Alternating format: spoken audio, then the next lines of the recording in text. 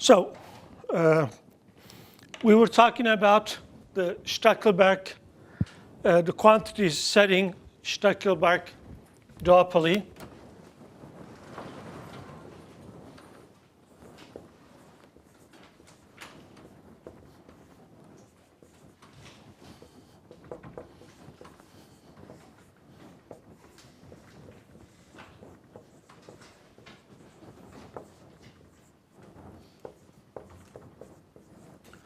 So we had two firms, just like the Bertrand and the Cournot duopoly.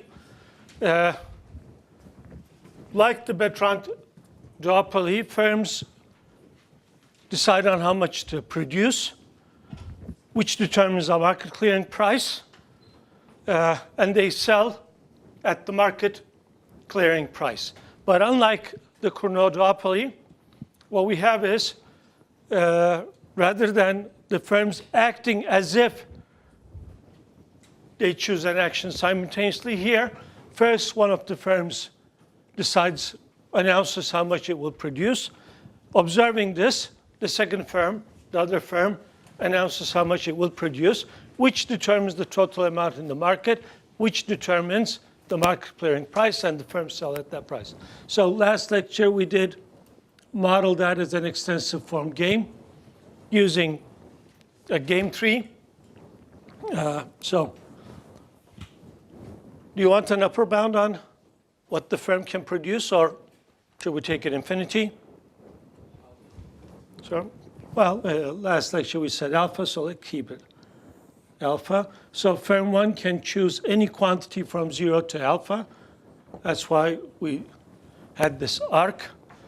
Given the decision of firm 1, action of firm 1, firm 2, it's firm 2's to take an action, which can produce any amount between 0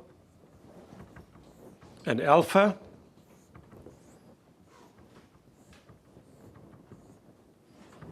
So if we take a generic branch,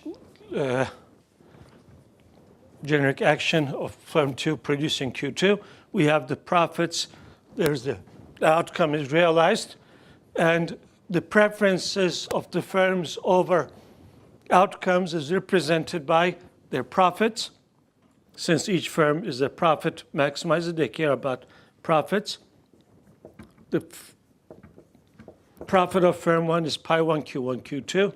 Profit of firm 2 is pi 2 Q1 Q2. So last lecture we obtained the strategic form representation of this. Well, there was two firms. The strategy set, that is, the set of complete plans of action available to firm 1 was a number between 0 and alpha, where a strategy in this set represented how much the firm plans to produce, how much the firm will produce once the market opens. That is, the game starts. The strategy set of player 2 was set of functions, where S2 was a function from the interval 0 alpha to the interval 0 alpha. Okay. So that's where we stopped. So let's actually finish this. So I'll just write it like this. Okay. So what a strategy of player 2 represents is the decision on how much the firm will produce given how much firm 1 is producing. Okay? So then we're almost done. Remember, a strategic form game, a model of a strategic form game consists of a triple. Who's involved? What can they do? And preferences. Okay? So again, firms care about profit, so I'm going to use pi. But we used pi there, so let me call it pi prime I and n, where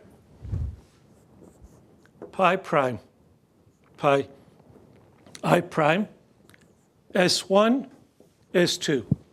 Okay? So here, profit is a function of the actions of the firm. Here we want it to be a function of the strategies of the firms. So this will be equal to what? So I know what the profit is in terms of the actions. So what I will do is obtain the actions the firms will take given their strategies. Okay? So this is going to be pi I. If firm 1 is using the strategy S1, it means that once the market opens, firm 1 will produce S1 units. If firm 2 is using the strategy S2, it means that once it's his turn to take an action, it will observe the action of firm 1, so it will know what S1 is, and hence produce S2 of S1. Okay? Okay? So we know this function. That was, so let's take the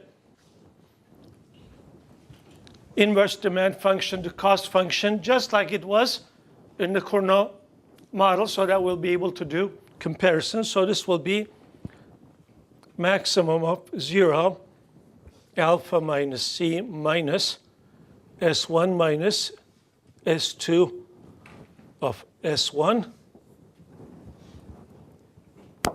times, I'm sorry, that's not what we had. Alpha minus S1 minus S2 S1 times, well, let's write it one by one. So let's write it for firm 1 first. S1 minus C of S1. And for firm 2,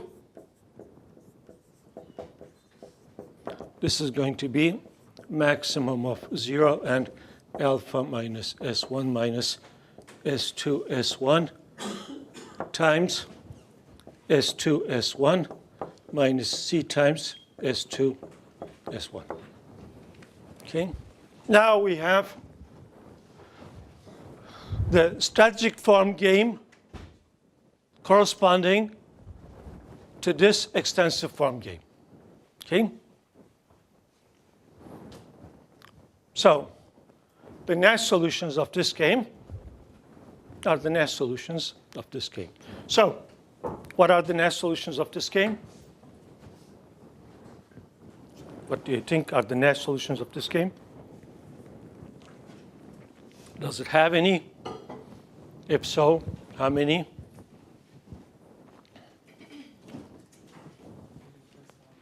It has only one. Everybody agree? Well, this is a game a bit more complicated than the Cournot model. Okay. Because the strategy set of player 2 is not a number, but it's a function. Okay. So the best response, well, a best response of player 2 to a strategy of S1 is a function, not a number. Okay. So finding that is not always an easy task. In some cases it is, in some cases not that easy. Okay. But what I claim here is this game actually has infinitely many Nash solutions. And I'll give some examples. Okay, so let A be any number between 0 and alpha minus C. Okay. I claim that there is at least one Nash solution where firm 1 produces A units. Okay. And what is that? So let's define it. S1 bar and S1 as S1 bar equal to A. And S2 bar in S2 as follows. Remember, this is a function, so what I have to do is for any Q1 in the interval 0 alpha, I have to tell what S2 bar of Q1 is equal to. Okay. Well, the first thing is, if Q1 is different than A, then Frem2 will produce alpha units. Okay. And if Q1 is equal to A, then Frem2 will choose a function which maximizes this. So what will that be? What will that be? So think about this as alpha minus S1 is equal to A, and then there's the C here, okay, times this number, okay. Oh, I forgot that. S2 of A times S2 of A. So what is the maximizer of this? Oh, we know already. That's a simple, we already solved such problems when we were talking about Cournot Duopoly. It's going to be alpha minus C minus A over 2. A is less than alpha minus C, less than or equal to, so that's the negative. Okay? So you see the idea behind the strategy? Frem2 is essentially saying, if you produce A units, then I'll just do what is in my interest, maximize my profit, given your decision. But if you produce any other quantity, I will, in a way, punish you by flooding the market. Okay? Produce the maximum amount that I can produce. Okay? Hence, demand will be equal to 0. Hence, you will lose money. Okay? So far, so good? That's the idea behind this strategy. So let's show that that's a Nash solution, okay, of this Cournot Stackelberg duopoly. Okay, before I forget. So, first, we want to show, claim S1 bar is a best response of plate 1 to S2 bar. Okay. Well, so let's write what pi 1 prime of S1 S2 bar is equal to. Okay. Actually, rather than writing it, let's draw the picture. Pictures are powerful too, so we haven't been drawing any for some time. This is easy to draw because S2 bar is fixed, given. The second component is fixed, and this is just a real number, so we can easily picture this.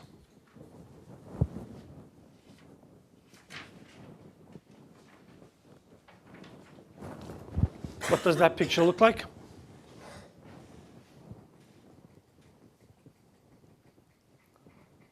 What does that picture look like? Well, let me still write this.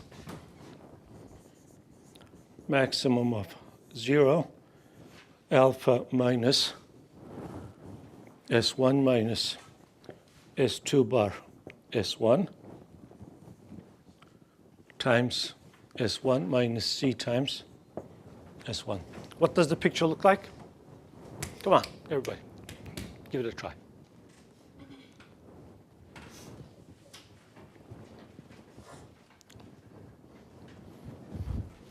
Because of the way S2 bar is defined, there is a special point here, A less than alpha minus C.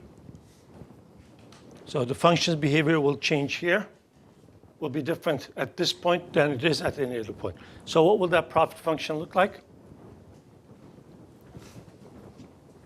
Anybody?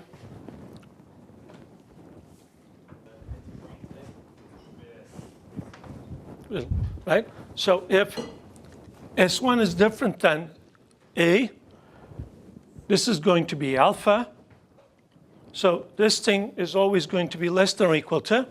So this term is always going to be less than or equal to 0 for any S1. So we can take this to be 0. 0 times S1, they cancel, minus C times S1. So as your friend said, that's going to be minus C times S1. But at this point, things will change. At that point, well, what do? We put S2, when S1 is equal to A, S2 bar of S1 is going to be equal to alpha minus C minus A over 2. So this animal is going to be alpha minus, so let me write that, 2 alpha minus alpha plus C plus A divided by 2 minus S1. So those cancels. So that's positive. Take it out. There we have minus C. So what will we have?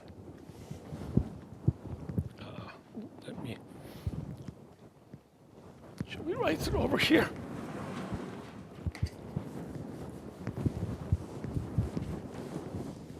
So that's going to be alpha minus S1 minus alpha minus C minus A over 2 times S1 minus C times S1. Okay. What did I, yeah. Okay. So, and S1 is equal to A, so put an A here.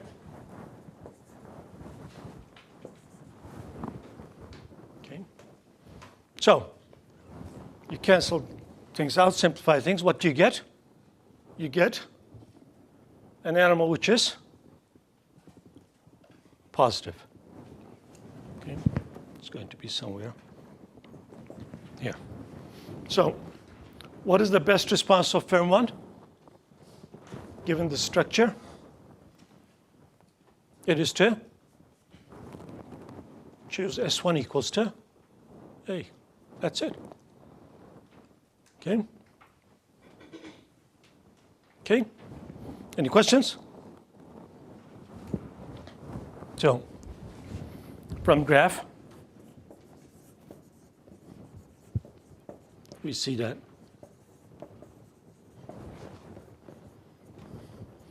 S1 equal to A is a maximizer of pi 1 prime S1 S2 bar. So one down, one to go. Now we have to show that this function is a best response to this strategy of player 1. Okay. So let's erase this. So claim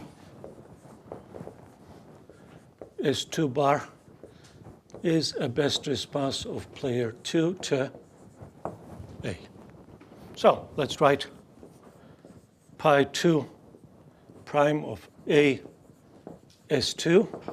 That's going to be, again, maximum of 0, alpha minus A minus S2 of A times S2 of A minus C times S2 of. So let me write that actually in a simpler form.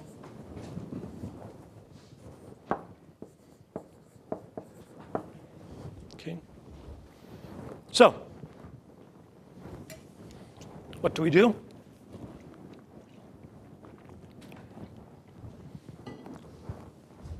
So we're trying to find a function, okay?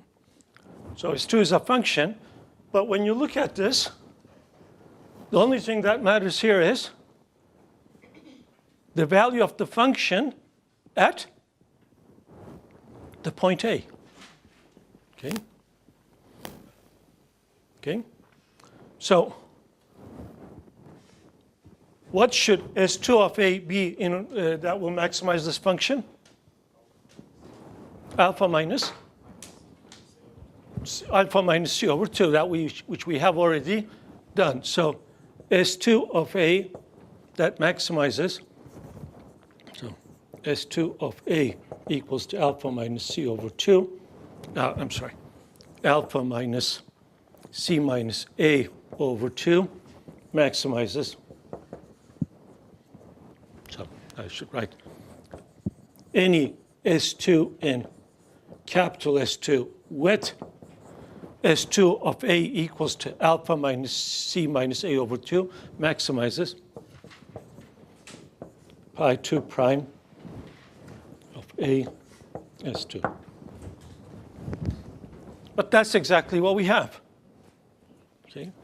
So just from here, player 2 has many best responses to this strategy of player 1. The only restriction on the best response is the value that the function S2 takes at the point A. Okay? So we're done. That's it. A is the best response to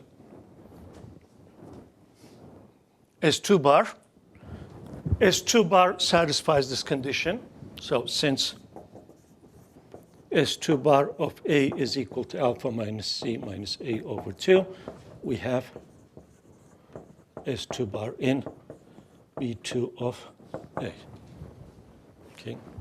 A is the best response to S2 bar. S2 bar is the best response to A, which means that S1 bar, S2 bar, A, S2 bar, is a Nash solution of the Stackelberg duopoly, which I'll denote with ST. Okay, that's it. So for each A, we found a Nash solution of the Stackelberg duopoly, which means that the game has infinitely many Nash solutions. And actually, each of those Nash solutions induces a different action and different quantity in the product. So actions taken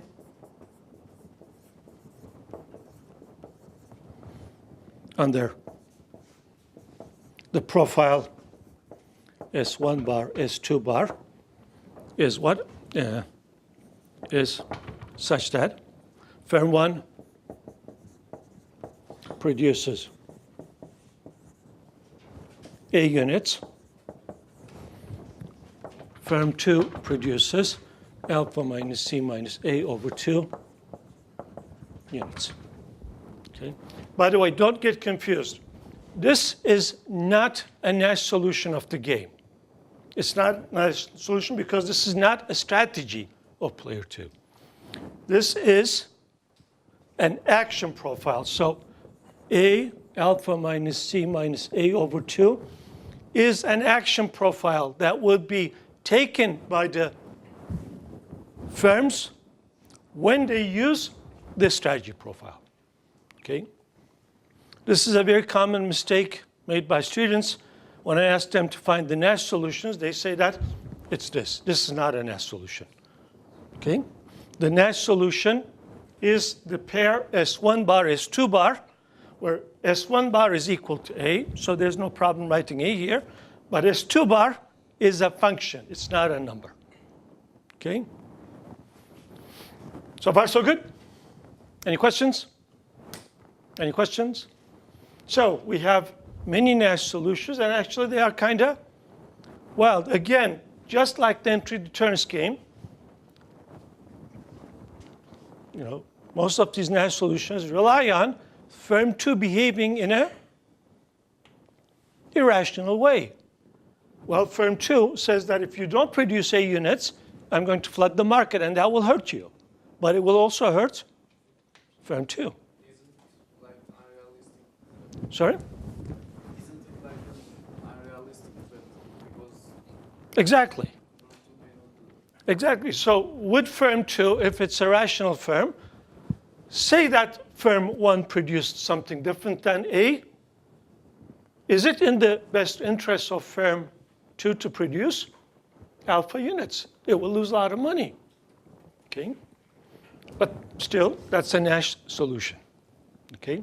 So what we'd like to do is we'd like to find a new solution concept which rules out such Nash solutions. Okay? Which still has the idea of Nash solutions. Okay? But will rule out some of these solutions which rely on threats which are not credible. Okay? Firm 1 is producing A units because firm 2 is saying if you produce anything different, it will hurt you. I'll take an action which will hurt you. Okay? But it will also hurt firm 2. So it's not a very credible threat. Okay? And that will be the idea behind subgame perfect Nash solutions, which I will give a definition a little later. But let's do one more example on understanding strategies in an extensive form game. Because many students get confused with this idea. Okay? So player 1 takes an action, starts the game, can choose left, middle, right. Okay? If firm 1 chooses middle, left or right, it's firm 2's turn to take an action, but firm 2 does not know what action firm 1 took. Other than the fact that firm 2 will know that firm 1 or player 1 did not take the action R. Okay? So firm 2 can, or player 2 can take 2 actions, let's say A, B, A, B. Okay. Okay. And then let's say firm 3 takes an action, X, Y. Okay. And then if firm 3 takes the action Y, it's again firm 1's turn to take an action, which can take small l, small r. Okay? So, what is the strategy set of the players? Let's start with the simplest one, S3. What is the strategy set of player 3? It's just X, Y, right? Again, this strategy is the strategy which says when it's my turn to take an action, and there's only one place that it takes an action, I will choose X. When it's my turn to take an action, I will choose Y. Okay? Player 3 has only one information set. A strategy was a function from information sets to actions available at that information set. Okay? So because of that, rather than writing the function, we'll just simply write it like this. Okay? Would you like me to write it the functional form too? S2, A, B, right? Okay. Again, a strategy of player 2 is a function from its information sets to actions available. Firm 2 has only one information set. It has 2 nodes, 2 histories that will take an action, but those 2 histories, nodes, are in the same information set. Okay? So firm 2 would, or player 2 should say what action it will take when it's in this information set, and the only actions available are A, U, and B. So it just says when it's my turn to take an action, I will take the action A. When it's my turn to take the action, I will take the action B. Okay? What about player 1? L, M, R, small l, R, small m. Okay? So far, so good? So far, so good? I'm sorry.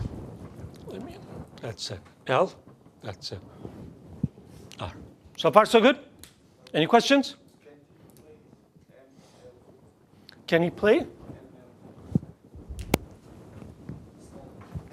M, small, L. Okay. No? It will not make a difference. But your friend has a point. Why did you think about that?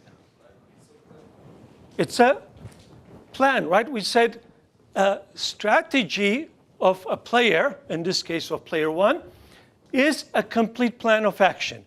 What did we mean by, again, I emphasize the complete part two, complete plan of action? It was a function from the information sets of player one to actions available at that information set. How many information sets does player one have? 2, right? So one information set is this. So let me write that.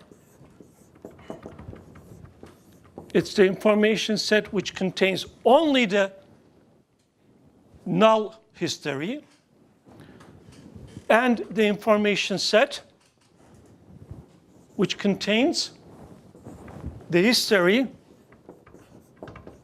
R, Y. He takes the action R, then player 3 takes the action Y. Okay? So player 1 has 2 histories, which means that any complete plan of action of player 1 should give us 2 pieces of information. What he will do in this information set, what he will do in this information set. So it's going to be a function from this set into this set L, M, R, L, R. But these can only be matched, can only be assigned to this information set. And these actions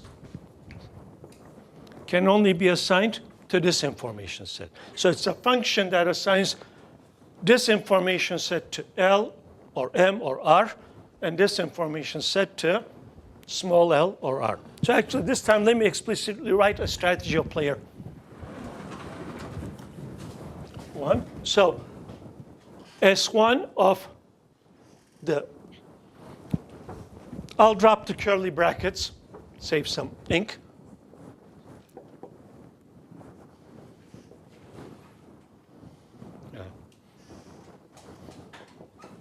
So this is a strategy of player 1, okay? A function from the information classes to the actions available, okay?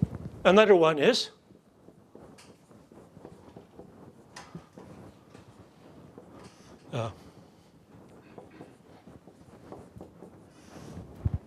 and so on. But this is too much writing, so rather than writing it like this, we'll take the convention of saying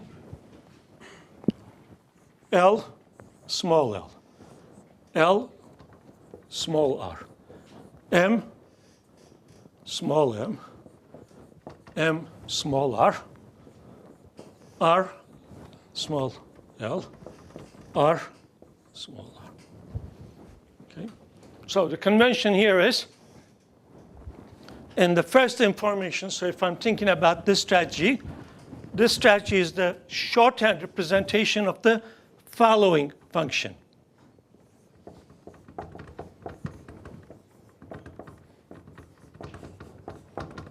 Okay. So rather than writing it like this, I will write it like that. Okay? So this is a place where many students get confused. Okay? Well, if he plays M, he will never be in this information set. So why worry about that? Okay? I feel that some of you at least have that feeling. For 2 reasons. One, technical. How do we define strategies? We define them as functions from the information class, that is the set of all information sets, into actions available. Okay? So if that's how you define it, you have to tell. Sorry? No. The question is, if he comes to this information set, I'm not saying he will come to this information set. If he comes to this information set, is the action small L available to him? Well, again, I'm not asking whether he can come there or not. I'm saying, so that's the hypothetical part. If he comes there, whether he will come or not, that's a different story. If, okay, so why lose it? First, okay, if there's two things. Again, this is the technical part, okay? So if I want to save ink and say, well, if he doesn't come to the information set, then you don't have to specify that. But then I will have to change the definition of a strategy, okay, which will use more ink. Okay? Then when I say strategy, I will say he should specify what he would do at information sets that he will arrive, that he can be in. But which ones can he be in? It will change from game to game. This one was easy. Maybe, you know, so you had another one. So he will be in this information set if player 3 plays X, and in this information set if player plays Y. So should he specify what he's going to do here? He might not be, depending on player 3's action, okay? So the fact that, you know, saying that a strategy is a function from the class of information sets of that agent to the actions available at that information set, it's a very simple definition. It has a cost. You have to specify extra things. That was the technical thing. There's also a practical side, okay? So I'm player 1. I decide to, when the game starts, I decide to play M. Unfortunately, I'm busy. So what I do is, just like the CEO example when we talked about the Stackelberg model, I give an instruction to a friend, to a robot, saying, when the game starts, press the button which has an M on it. So when the game starts, there's 3 push buttons, one of them L, one of them R. And then if I press R, then there will be 2 more buttons that I have to press, okay? So I give the instruction to a robot which says, when the game starts, press M. Well, if it presses M, we will never be here, so I don't have to worry. But just when the game starts, the person or the robot that I have left the instruction trembles, hands tremble, and rather than pressing M, presses R. It's to happen.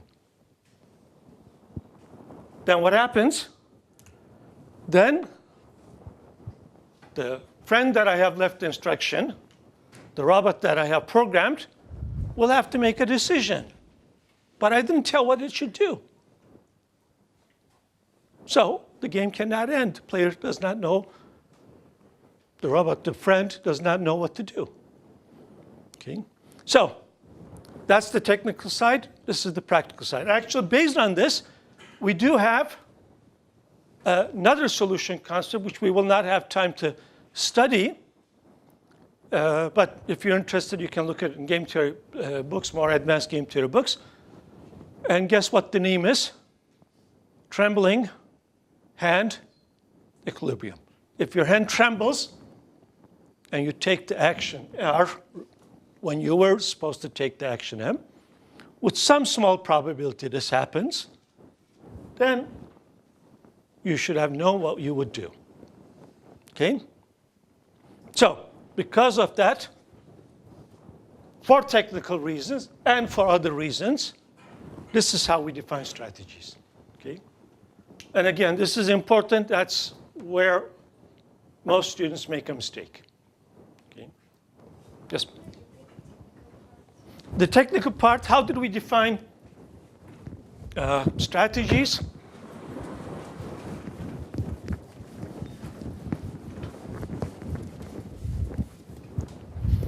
So strategy of player I was a function from the set of information classes of agent I to the set of actions available. Okay, so SI took an information set, which is in this class, and assigned an action available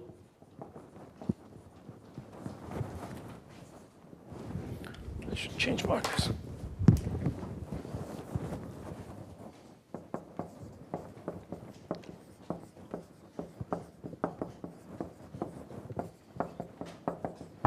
Okay, so how many information sets does player 1 have there?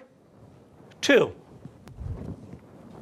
So a strategy of player 1 should assign an action to this information set and assign an action to this information set.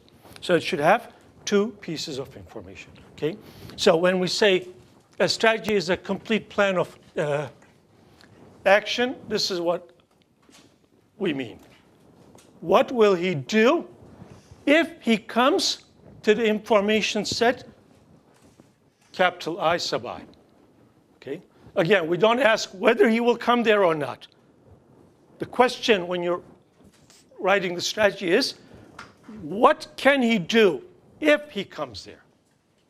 Not whether he will come or not. Okay? So that's a very simple definition, but unfortunately it has a cost. You have to specify more points. Okay? But it also has a benefit. It enables us to define other solution notions, like trembling hand, equilibrium. What if people do make mistakes with small probabilities? What can you say about the Nash solutions? Okay? So far, so good? Any questions? Any questions? So that's why I would like to, that's the reason why I gave that example. Even when player 1 plays M, he will not be available, it will not be at this information set, but still, we have to specify what he would do. Okay? Any questions? Any questions? We don't have, well, we have 5 minutes, but so I would like to introduce the notion of subgame perfect Nash. But for that, we need the notion of a subgame. Rather than giving the full mathematical definition, which is again a bit, extensive form game, the mathematical structure is a bit, as you have seen last lecture, it's a bit complicated. So from now on, we'll keep working with pictures, but you should keep in mind at least roughly what the mathematical structure is. Okay? So again, we'll use three representations most of the time, well, almost always. Okay, so let's say that we have this game. Player 1 has one information set, which contains only this node. Player 2 has two information nodes. One of them contains only this history node. Again, node and history are the same thing for us. Node, history, state, they're all the same. Okay, and another information set which contains only this node, this state. And player 3 has how many information sets? Only one, and that information set contains these two nodes. Okay, so subgame. So we take a node. Okay, so take any node. For example, this node, this history. Okay, the portion of the game following that history, if it is a game on its own right, we call it a subgame. Okay, so if I have just cut this piece out, when you look at it, if it looks like a game, then this is a subgame. It does. It's a one-person game. Not an interesting game, but it is. Okay. But for example, well, let's go step by step. Take this history, cut it out. Okay. Well, it's like drawing this picture, which is just a perfect extensive form game. So this is a sub-game of this original game. So this part is a sub-game of this game. Now, take this history and cut it out. What you will have is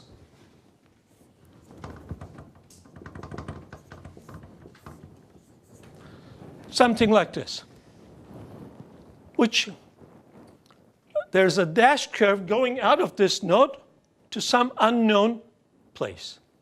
This is not a correct picture of a game. So this portion, the portion of the game following this history, is not a subgame. Okay? Okay? So if you're interested, I'll send you the mathematical definition of a subgame using histories. But the basic idea is, you take a history, look at the portion of the game that follows that history. If you do not cut any information sets, then the portion following that history is called a subgame of the original game. Okay?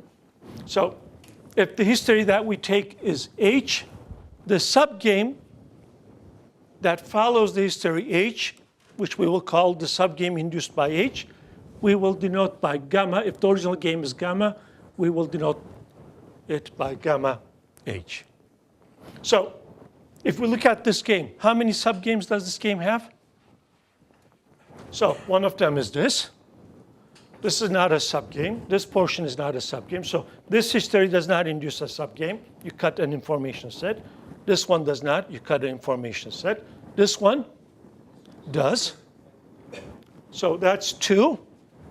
And then this history. Well, that's the original game. Just like every set is a subset of itself, every game is a subgame of itself. So this game has 3 subgames. The game itself, the game that follows this history, and the game that follows this history. Okay? And this is important. So think about this before our next lecture. Unfortunately, we will have a gap in between. So the notion of subgame perfect Nash equilibrium, subgame perfect Nash solution, which we will use to eliminate threats which are not credible, relies on your understanding of a subgame. Okay? Any questions? That's it. Have fun. Did everybody sign the attendance sheet? May I have it?